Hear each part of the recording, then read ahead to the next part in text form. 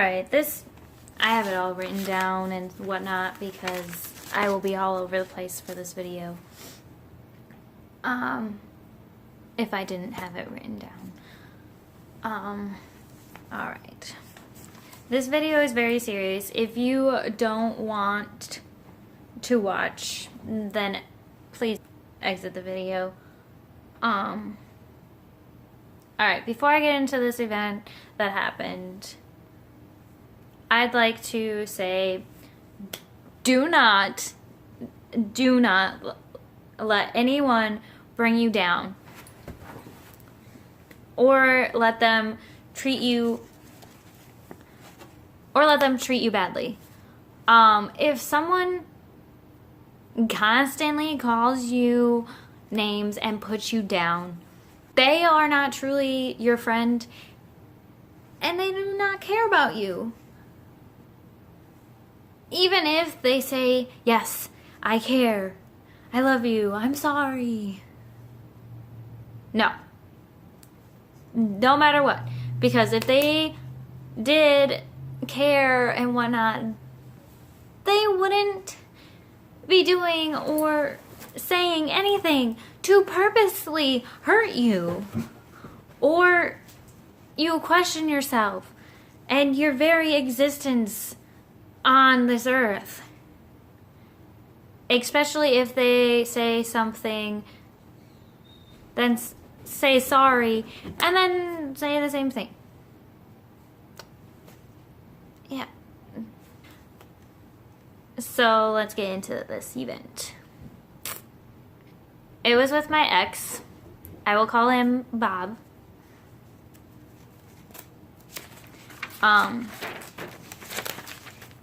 If you know me, you might know his real name and possibly what happened. If you already know,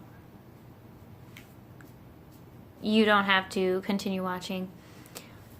We dated for 2 years. I loved him. About 6 months into the relationship, he started basically mentally abusing me. Most of the time, I'd say to myself, he didn't mean it, he's just in a bad mood. Like, I'd pass it aside. On a side note,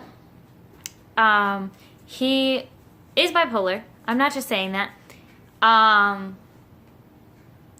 He was diagnosed when he was younger. So sometimes I blame it on his bipolarness. But he never did anything to help himself with the bipolar. Most of everything he'd say was my fault, even when it wasn't. It got to the point that most of the time when he was mad, I pushed what he said aside. Okay. And when I finally had enough with it,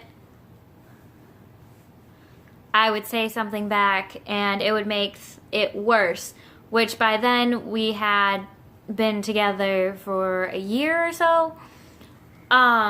He never got physical with me, but he would always threaten me that he would if I tried to leave or do anything that he didn't want me to do. I eventually stopped hanging with my friends, probably between 6 months and a year, because every time I would hang out with them, he would be texting me saying that I wasn't doing what I was saying I was doing, that I was cheating on him or something, which I never would cheat on anybody or whatever. So instead of focusing on like what I'm doing with my friend, I'd be focusing on like him and telling him like, no, I'm with my friend. I am not doing what you're saying I'm doing. I am being honest with you and whatnot.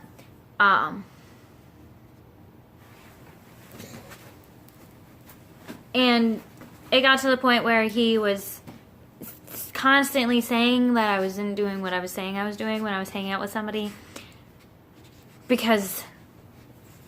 And then he would tell me I needed to come back home because he knew I wasn't doing what I was saying I was doing. Excuse me. Yeah. So I was focusing on him instead of my friends and doing what we had planned to do. Okay, now that I told you some of what Bob's mental abuse was like, let me tell you how I believe his physical abuse came along. I started... Sorry. I'm starting to tear up a little. I told myself I wasn't gonna cry or anything, but this is very serious. I started telling him... Okay, sorry. Go, I'm fine. I started telling him that I'm done and that we needed to break up and that this time he had nowhere to go. I'm sorry.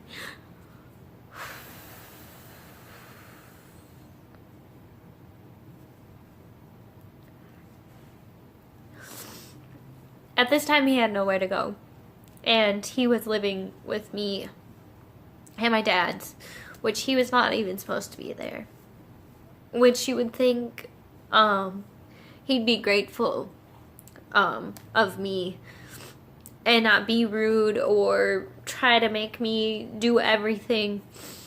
He didn't have a job. He tried to always have me make him food.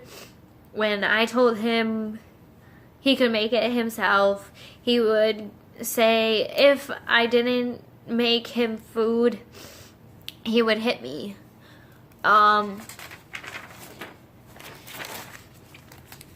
In March last year, I got sick of it. March last year, I got sick of it. I told him that we weren't together anymore and that he needed to pack his stuff and leave. He said he didn't have anywhere to go and that he wanted me to give him all the money that was in my bank account. At the time, he knew I either needed that money to help get a new car or fix the one that I had. So I refused. I gave my dad my ATM card. I told him not to give it back to me unless it was an emergency. I told Bob what I did and said, I'm not giving you that money. You know what it is for, and it is my money. He got really mad, said I better get him the money or he is going to hit me until I give him the money. I told him, no, I can't. So he started hitting me. I kept saying, stop, I can't get it, I don't have my ATM card. He continued to hit me in my legs over and over and over in the same spot. He didn't hit me anywhere else. He would just hit me in my legs because he probably didn't want anybody to see it or know it. Until I said I'd get him $500 out of the $600 I had. I'd just have to go inside the bank. He had me so scared. What I should have done was go into the bank and told the teller what had happened.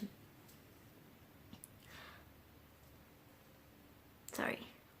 But Bob had me convinced that no one could help me.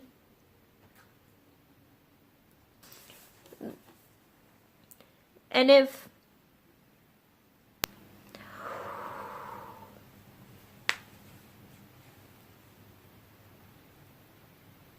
Sorry, I told myself I wasn't gonna cry.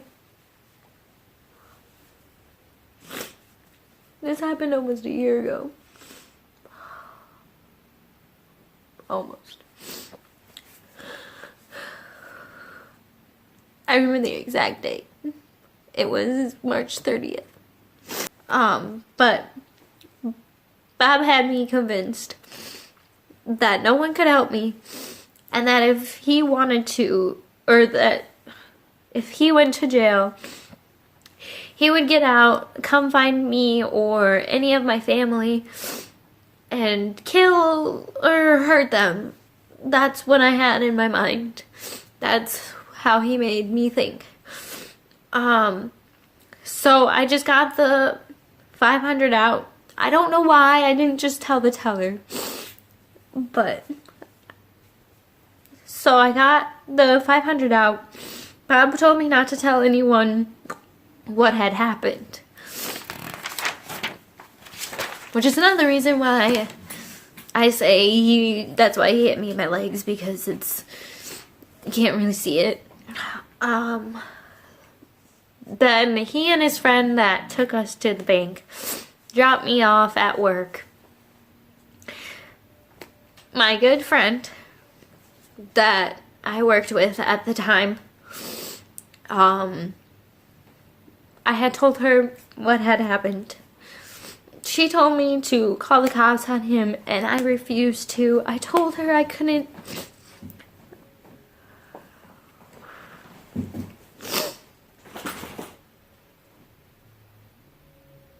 Because I would just make it worse. Is what I thought. I asked her not to tell anyone.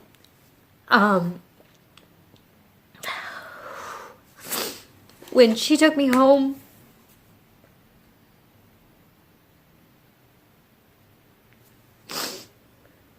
I'm sorry. Okay. I probably look really ugly right now, right? Okay.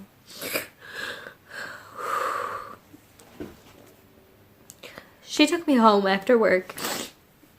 And I showed her my big and painful. I showed her my big and painful bruises. I'm sorry.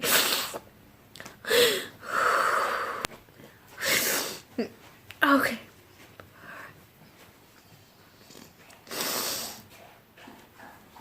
I'll be right back. I'm back. I'm a little slowed down.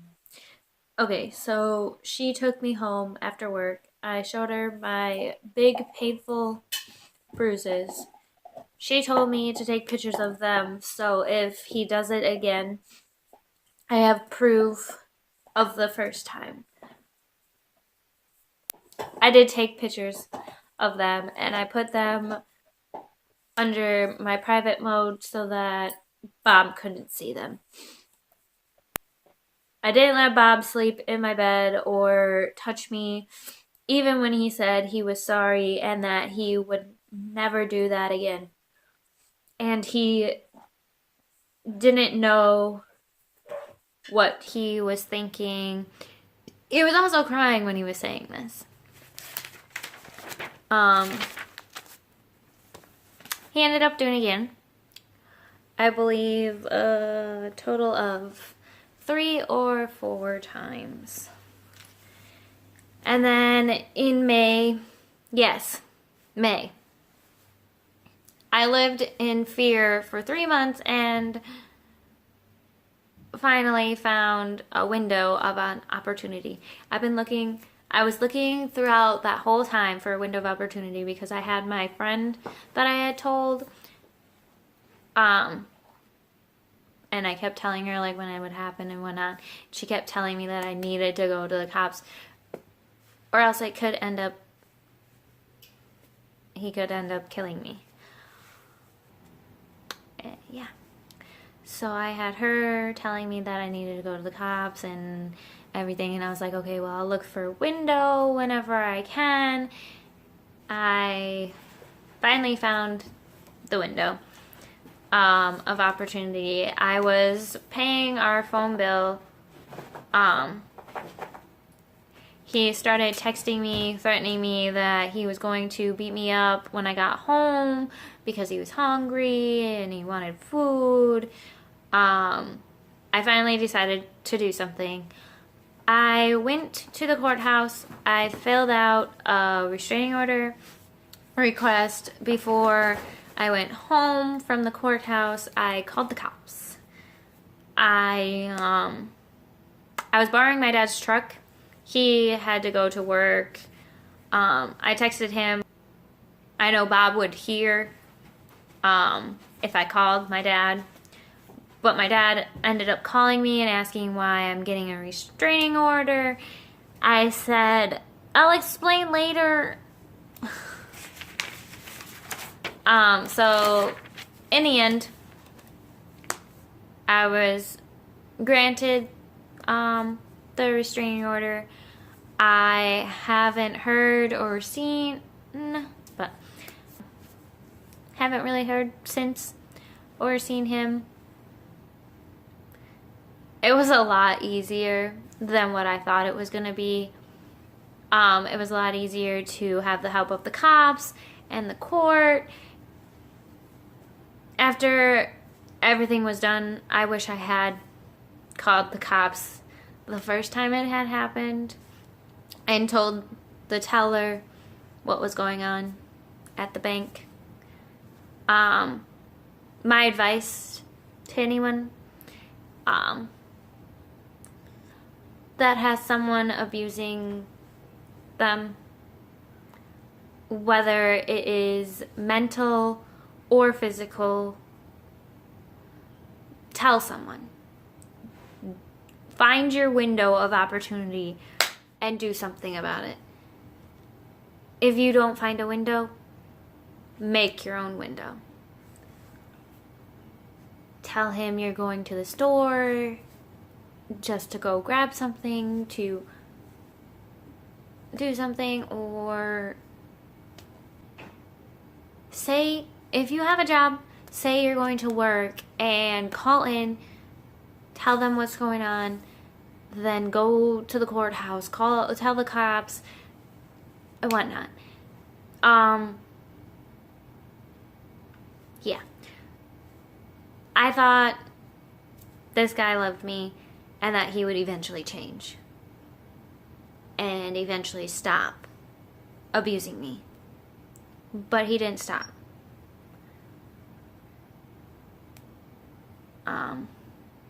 Because he didn't love me, obviously. If he did, he would have never even hit me in the first place.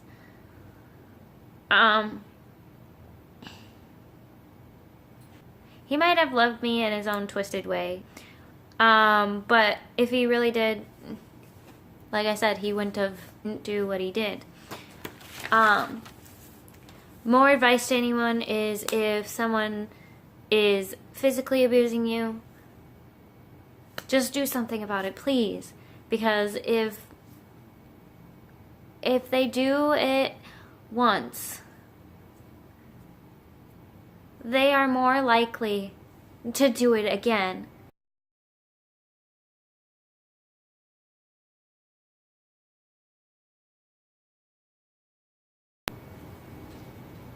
And again. If you have any questions, feel free to ask. If you don't want to comment your questions, follow me on Twitter or Snapchat and ask me on there. I will answer to my best of my ability and help the best I can if needed.